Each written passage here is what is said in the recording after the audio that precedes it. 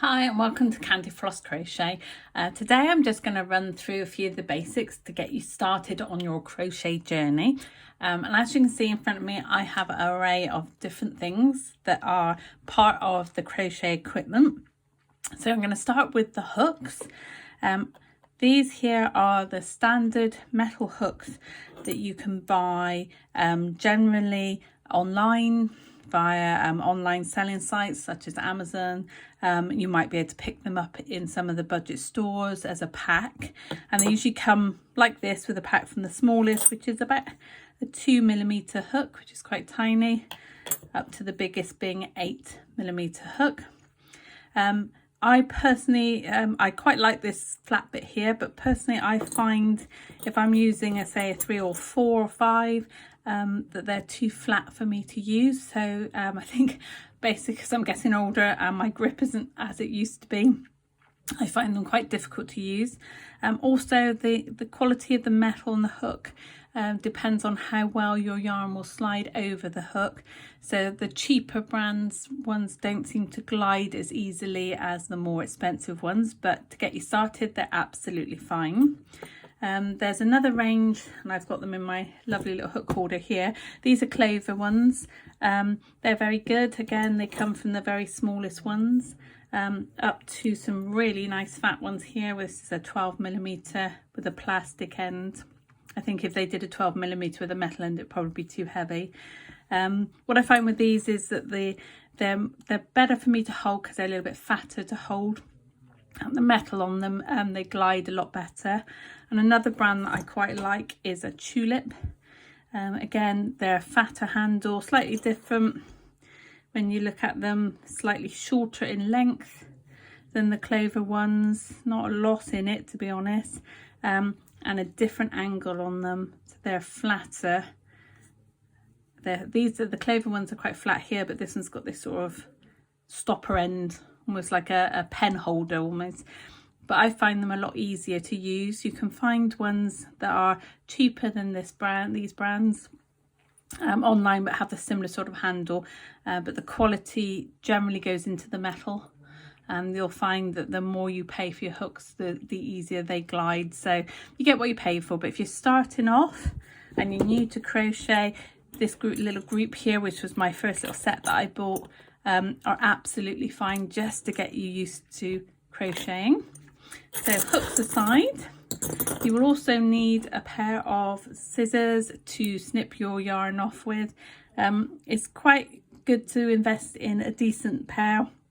They don't have to be expensive, but I started off using just the scissors from the kitchen drawer, and they just didn't have the sharpness to cut the yarn cleanly. And what I found was that it's sort of scagged a bit and then it frayed. So get yourself a little pair of scissors and put them somewhere where no one else uses them, because if you cut paper with them, you'll ruin them.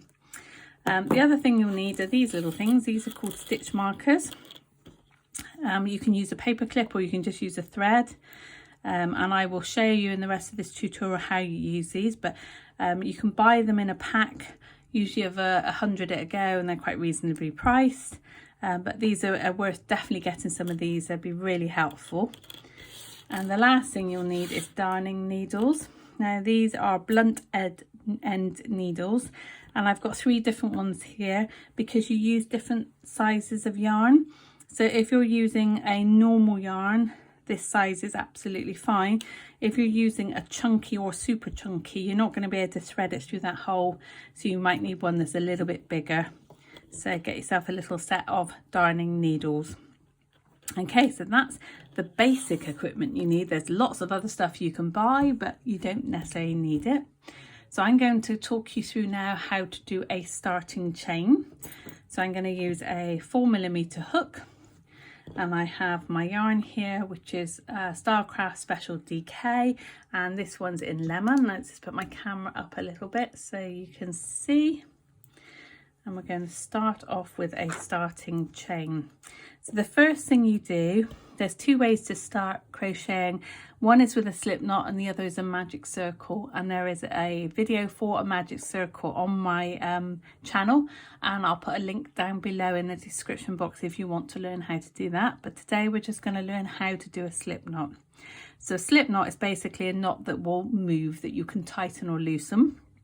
You will see lots of different ways to make a slip knot. I just want to make it as simple as possible. So if you imagine you're tying a normal knot, you would create a loop and you would pass your yarn through and you would just pull it as a normal knot. To do a slip knot, you're going to do exactly the same. Make a loop, but instead of passing the end through, you're just going to lie that end underneath.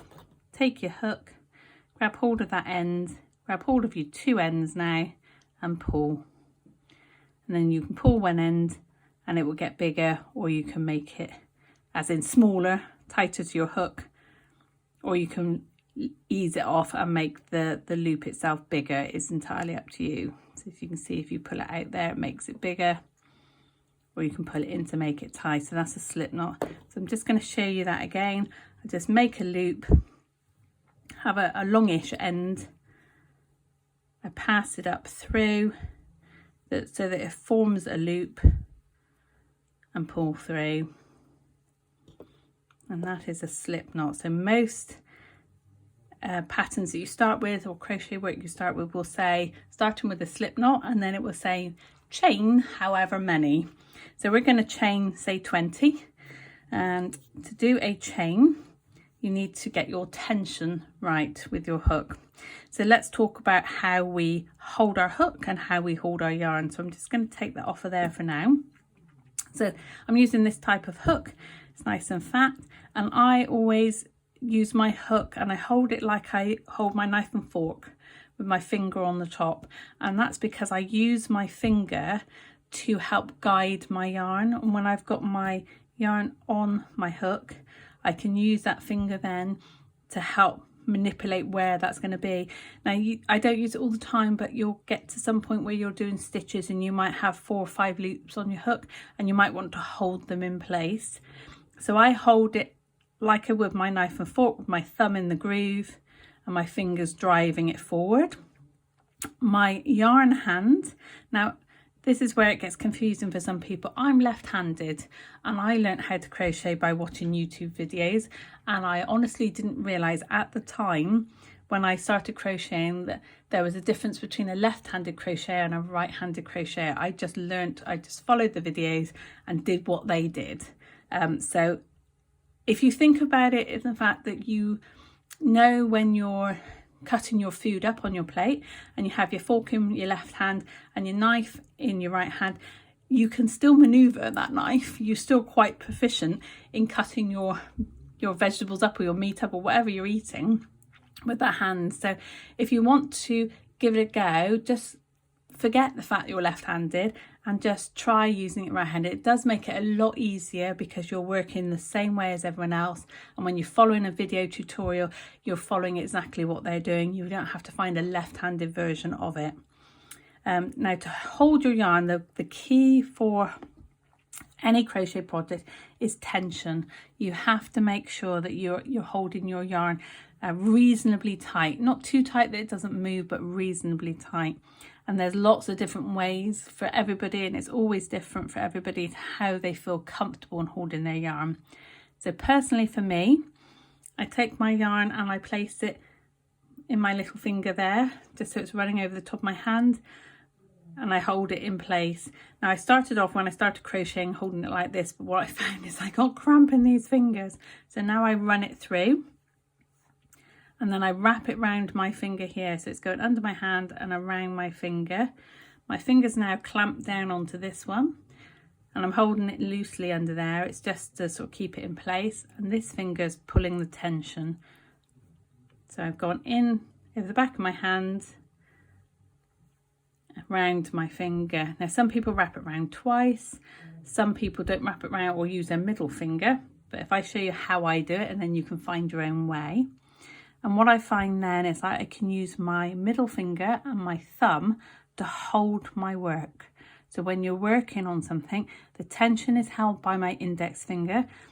My ring finger and my little finger are holding tension at the bottom, and my middle finger and thumb are holding the work itself. And my right hand is operating my hook, with my index finger on my right hand operating holding that loop on the hook if I wanted to let go. So I'm just going to tighten it up, and that's how I hold my yarn. Hope that's clear, but you'll find your own way. So maybe start with this technique and then develop it as you go. So to do a chain, you've got your slip knot, which is on your hook. You've got it so it's loose enough that there's some playing in it. You don't want it too tight that you can't move it. And you need to now wrap the yarn over the hook. So when we say yarn over, and you'll see this on patterns, on all patterns, we mean take the yarn from the back of the hook to the front, so over it. Okay, if you're going that way, that's the wrong way. You've got to go over. Now it's up to you, depending on how you feel that it works. You can use your index finger to pull the yarn over, or you can take your hook and grab the yarn. Entirely up to you, whatever feels more comfortable for you. I do a mixture of both, to be perfectly honest. So I've yarned over.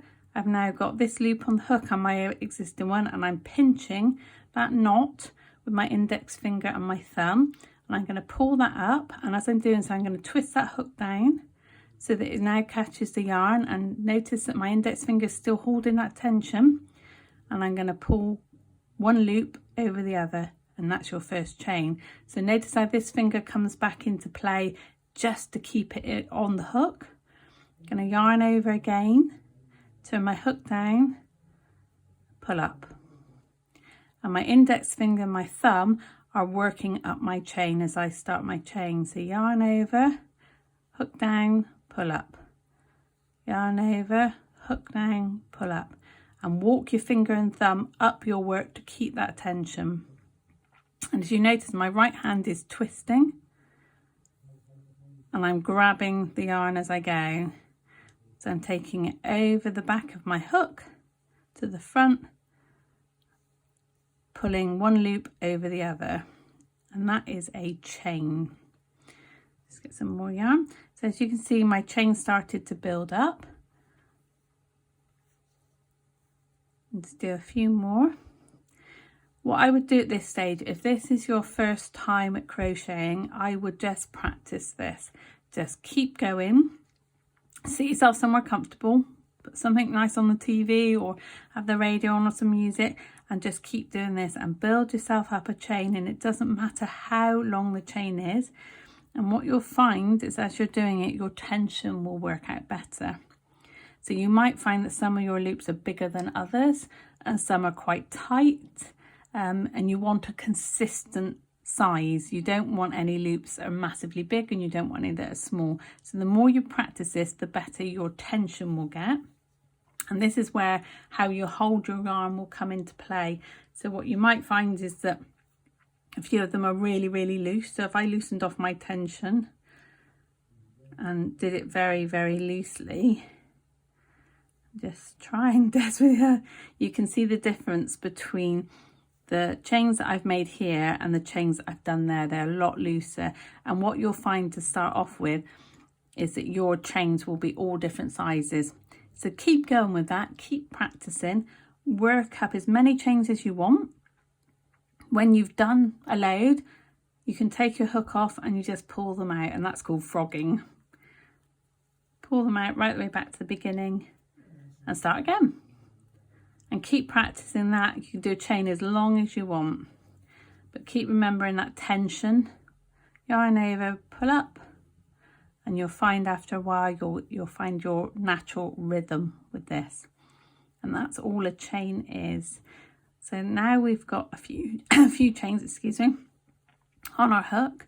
I'm just going to talk you through the structure of the chains. So each one of these is a loop. And when you work back along them, you're going to be going into this space here. And they're like little V's. Whether you can see that, they're like little V's on there. And on the other side, they're like almost like a spine. You've got these back bumps along there. Now, some patterns might ask you to go into the reverse of the chain and go into this stitch here. But generally on a whole, your first row will always be into the V's themselves. Okay, I'm just going to work up a couple more. and then we're going to turn our work, which we're not actually turning it on this round, but that's a general phrase, is you get to the end of a row and you turn your work. So my scissors are getting in the way. Do a couple more. Okay, so I've got a nice little chain there. It's always important as well to make sure you've got a reasonably long end. So your ends are going to be something that you'll weave in using your darning needles. Make sure you've got a long enough end, because if you can imagine you're threading that onto your needle and you want to be able to weave in that end when you get to it. So if it's too short, you won't be able to get the bend on the needle. So leave a long end, a couple of inches is fine. Don't need much more than that. Okay, so to do a double crochet, so in the UK we call it a double crochet. In American terms they call it a single crochet. So if you ever see a pattern and it's got SC or single crochet in it, you know it's an American pattern, and just be careful of all the terminology that you're using the right stitch, because you could be using what you think is one stitch could be completely different in America. So make sure you just check that. So just to explain how it works, this is not a chain at the moment. This is just a loop on your hook. Your chains are down here. So most patterns will say go into the second chain of your hook, from your hook, third, fourth, fifth, whichever, but you never count this one on your hook.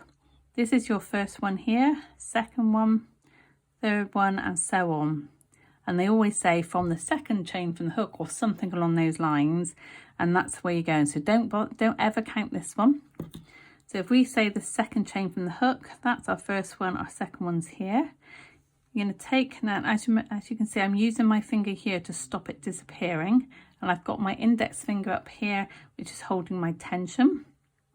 And I'm going to insert my hook into that chain. So I've got 2 loops on my hook. I'm going to yarn over. I'm going to pull through 1, 2 loops on my hook again, yarn over, pull through 2, and that is a double crochet. Going to the next one, so we've worked this one because you can see I've got quite a big hole here where it's been pulled. Going to the next one, yarn over, pull through 2 loops, yarn over, pull through both loops. Into the next one, yarn over, pull through 2 loops, yarn over, pull through 2 loops. Right, I'm going to stop you there because I want you to get your stitch marker. We've done 3. So if you look now, we have got 1 V, 2 V's, the third V there. That's our very first stitch there. That was our second stitch. You won't go through, there you go. And this one is the one we've just worked here. So I want you to get your stitch marker and put it in your very, very first stitch, and I'll explain why when we get to the other end. So that's in there now, that's my first stitch, and you can see I've got 3 stitches there. Okay, let's keep going. Get your tension back into play, insert your hook into the next one, yarn over, pull through 2 loops, yarn over, pull through 2. Into the next one. If you can see, I'm working my thumb and index finger, sorry, middle finger on this work, and this hand now, my thumb and my fingers are holding, my middle finger's holding the work this side. So I'm trying to keep the tension, because if your tension's not consistent, your pattern or your piece of work that you're working on will be all different sizes as you go. So insert your hook, yarn over, pull through, yarn over, pull through 2. Insert your hook, yarn over, pull through, yarn over, pull through 2. Always make sure, so with my yarn I'm pulling my thread from the middle. It comes out a lot easier if you do that. If you pull it from, that's why I've got this wrap around the outside, because this is the end. If you use the end that comes sort of on naturally on the end of the yarn, your ball will bounce around on the floor all the time and you'll be pulling in, it'll be bouncing around. If you pull from the middle, it just comes out. So always try and pull from the middle if you can when you get a new ball of yarn. It makes it so much easier. Okay, back to our double crochet. Insert your hook, yarn over, 2 loops, yarn over, pull through 2. And we're going to do that all the way along. So however many chains that you've created, work all the way along until you get to the last one, and when you get to your last chain, then I will rejoin you and we will work back along another row of double crochet. Okay, so you should work all the way along now, and you should have something very similar to my work here. And I'm just going to run through a few key points on here. So my last stitch, as you can see, that's my knot at the bottom, that's my slip knot. You can pull on that one just to tighten your work up, but that's where my last stitch went. And each of my stitches now are along the top are little V's. Each one is a little V. And when you work a stitch, you're going, when you look from the side, you're going in underneath here.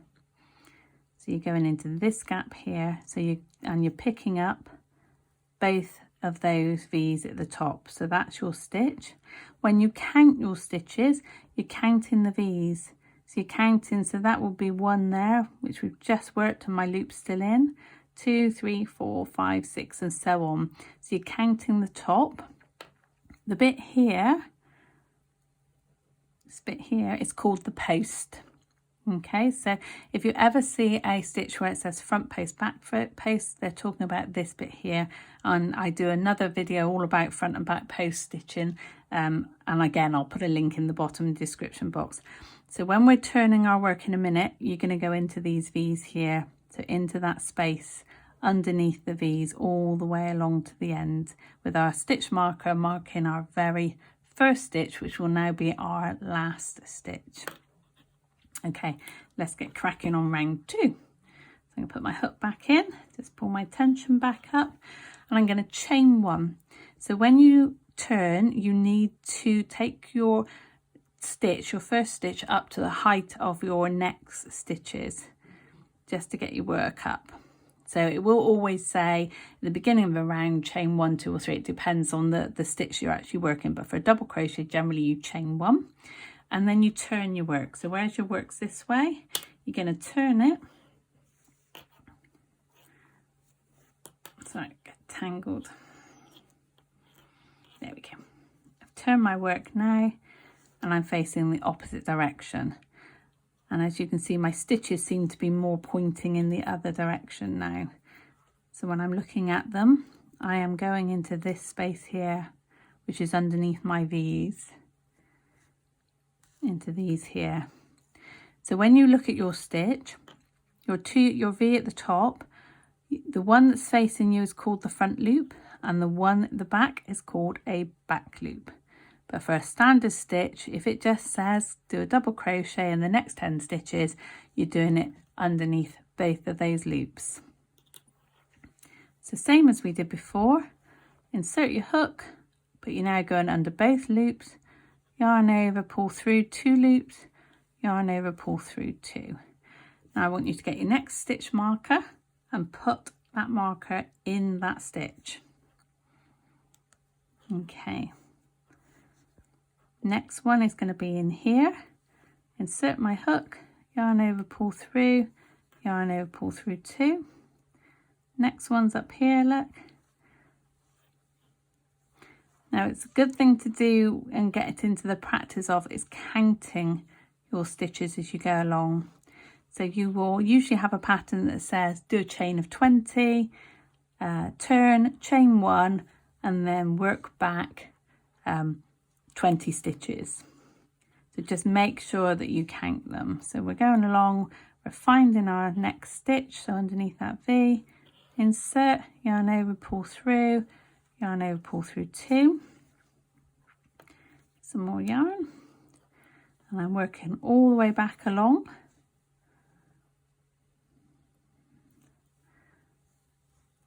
Doing a double crochet in each of the stitches. That's UK double crochet in each one. I'm going to carry on all the way along. So if you've got a bigger piece of work than I have, you might want to pause now, work all the way along until you get to your stitch marker, and then pause at that point and rejoin me, and I will show you what to do when you get to the end of your row that your practice row that you're working on at the moment. So if you want to join me when you get there, and I'll show you how to work the next round. Okay, so you should now have reached the end. Don't worry if your work's twisting like mine is here. It will probably do that for a couple of rounds and then it will straighten itself out. I've worked all the way along doing a UK double crochet until I've reached my very last stitch, which is where my stitch marker is. So you can now go ahead and remove that marker and work your last stitch. And that's my last stitch of that round. As before, chain 1, turn. You're going to do your first stitch in here, insert your hook, yarn over, pull through 2 loops, yarn over, pull through both loops, get that marker, put it back on that stitch. Now you don't have to use stitch markers. Some people use paper clips, some people use just a thread of a different colour. But to start off with, while you're learning, they're invaluable to mark your last stitch. If you don't have a marker in place, what inevitably happens with most people's work is they're working, sorry, I don't want to stay straight. They're working along and they miss that very last stitch, and then their work gets smaller. So they might start off with, say, 20, and then by the time they've worked a few rows up, they've got 15. They might end up with extra ones because they might have put stitches, extra stitches into the same space. But at least with this, by doing it this way for the first few rounds, you're going to guarantee that you're going to get a nice straight edge to your work. So we can carry on working along. Insert your hook, doing your double crochet all the way along. And if I were you, I would practice just doing this stitch. Try to work up a sample piece that's maybe 4 or 5 rows, no more than this, probably 20 odd stitches along, 4 or 5 rows, just to get your tension right. Get used to using the hook, get used to working that stitch, and get used to identifying where those stitches are, making sure as you pull your work apart you can see where they are, but you can't go along every time doing that. So you want to just get used to using it. And as I said, everybody does it slightly differently, everyone holds their yarn slightly differently, so keep experimenting with what works. If you find your hands cramping, then you might want to look at different ways of holding your yarn. I'm nearly at the end now of this row, and we can see my stitch marker looming with a few more to go. I'm trying to not go too fast for you because otherwise you won't be able to follow. And that's my last stitch. So I can take that marker out, work my last stitch. I'm going to chain 1, turn my work, work my first stitch, and put that marker back in.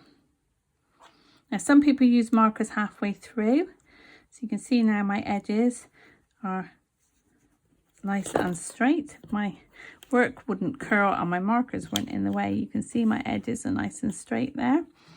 Some people use markers, as I said, if you're doing a massive piece of work, if you're doing, say, a blanket or something along those lines, and you want to make sure your stitch count is right, then maybe every 20 or 25 stitches, then you just pop a marker in and say that marks 25. Then if you lose count, you haven't got to start from the beginning. You can just say, yeah, that's my 25 mark, and the next one's 25, and so on up. So that's generally how you would start crocheting your chain and your double crochet. But before I leave you, I'm just going to show you a couple more things. So I don't want to lose this work. I'm going to pop my stitch marker in my loop that was on my hook. When you pull that tight, it doesn't pull through, so you can put your work down now confident that when you come back to it, it will look exactly the same. But I'm just going to show you quickly how to get rid of these ends. So the best thing with ends is to weave them in. Don't use a knot. Knots with yarn will come undone. So you need to get your darning needle and thread your end onto your darning needle, and then take your work, and all you're going to do is take your yarn and you're going to weave it in and out of the stitches Now if you're doing it in different colours, then make sure you're weaving it into the colour that you have. So if this row changed colour all the way along, I'd have to make sure that I stuck with my lemon. Pull it through. Don't pull it too tight because you don't want to lose that corner edge. And then just weave back.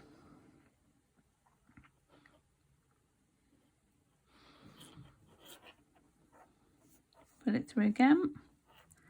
And I'm going to go one more time. Just going to weave in and out.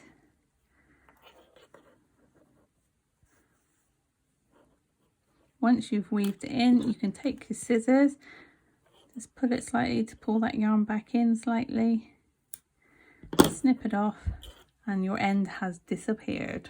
And obviously you're going to have another end at the end of your work when you finish, but that's how you get rid of your ends. My advice, do them as you go. If you're changing colours, if you're doing a bigger project, it's one of the most laborious jobs ever. If you've got a project and you've got hundreds of ends to sew in, you've finished the work, but you've still got a couple of hours worth of work to weave them in. I would weave them in as you go. So that is a chain and a UK double crochet. I hope my little tips with the stitch markers help you out to get you started. But as I said, I would work up a little swatch, maybe 4 or 5 rows deep, just so you can get used to your tension and get used to finding your stitches. And then once you've done that, you can move on to the next tutorial to learn the treble crochet stitch. And again, I'll put a link down below. So I hope you've enjoyed this tutorial. Don't forget to subscribe, give me a thumbs up,